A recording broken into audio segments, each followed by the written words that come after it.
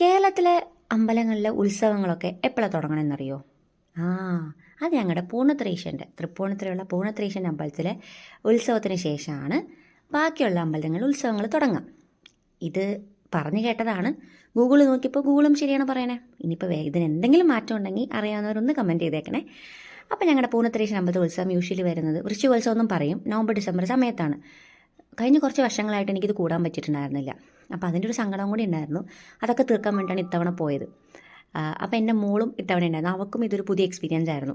നമ്മൾ ഉത്സവ സമയത്ത് അമ്പലത്തിൽ പോകണം തൊഴാൻ മാത്രമല്ലല്ലോ, കടകളായ കടകളൊക്കെ കയറി ഇറങ്ങുക, സാധനങ്ങൾ വാങ്ങിക്കുക, ഭക്ഷണം കഴിക്കുക, ഇതൊക്കെയാണ് നമ്മുടെ മെയിൻ പരിപാടികൾ. അപ്പോൾ ഇത്തവണ ഞാനും മോളും കുറച്ച് മത്സരത്തിലായിരുന്നു.